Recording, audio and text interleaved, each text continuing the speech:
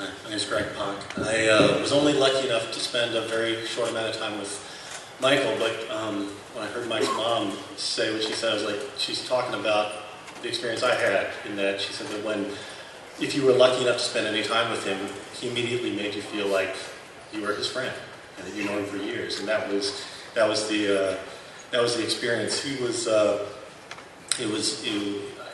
I did improv comedy for years, and there's a principle in improv comedy that's yes and, which means that when you're working with somebody, you affirm what they say and you add something. You add the next thing. He was like that kind of great improvisational partner who was just going to find out what you were thinking about, affirm it, and then bring that next thing to it, and that eventually you're going to build this beautiful cathedral. Talking with him, spending the time I had with him was like. It was like inside of him was this great wide open sky where anything was possible, and he was building these great worlds and inviting me in to play with him and to help him build. And that's the greatest kind of experience you can have with somebody in this creative world in which we live. And I'm very grateful for the time I had with him. And thank you for giving it to us.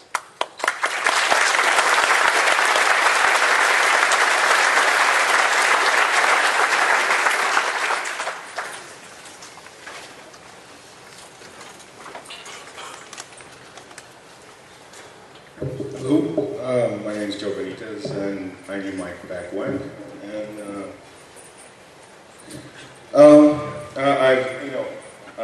I worked with other guys that worked with him. I saw him when he came in. I saw how he blew up and became so big. And the only thing I wanted to say, and this is something that I wish I could have told Mike, is how much we respected him and how much he pushed us to get better. And again, we had the utmost respect for your son. All of us did. And we're going to miss him a lot.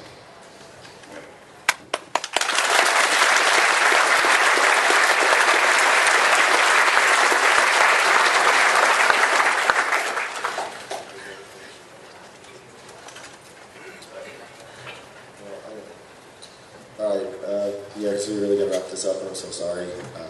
Really fast, because Brad Meltzer had something, and I just wanted to finish up myself. From Brad, everyone in the convention is worried about being cool, and this entire convention is set up around cool. But you want to know what's cool? Cool is when you don't know much about art, but you try to draw it anyway. Cool is when you quickly, almost supernaturally, get better than nearly everyone around you. Cool is when your books sell 30,000 more copies just by having it on the cover.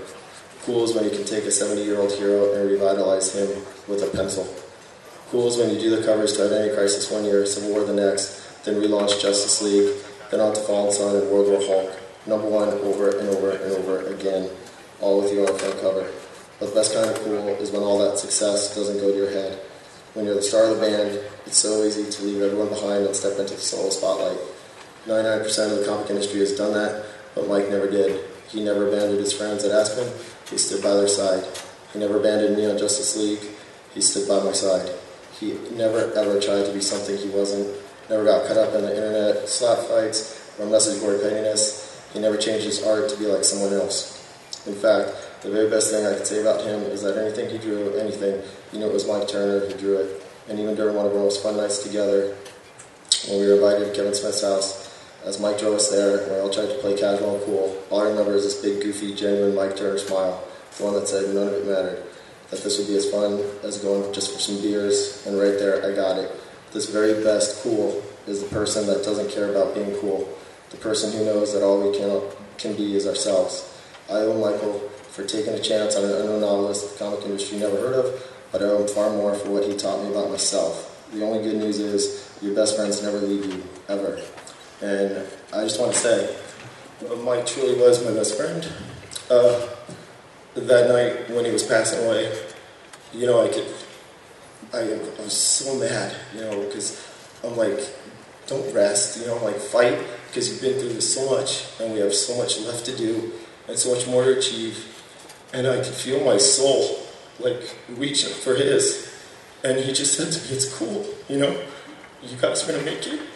And go on, and be strong, And, I'm sorry to everyone who I ever said, I'm sorry, no more signatures, or, because there was so many times I've spent with him that I've forgotten, and so many people on the boards never even got a chance to meet him, and all the stories I've heard, it's so heartfelt, and I'll never take any of you for granted, because it's so meaningful.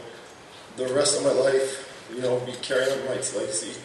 And I know he's looking down at me, the way he liked me a million times over, and he's like, dude, everything's going to be cool. You guys are going to be good, and do the best you can. And that's what we're going to do. And I truly thank all of you so much for being here, and for loving my best friend, who I miss every minute, every moment of my life. So, thank you.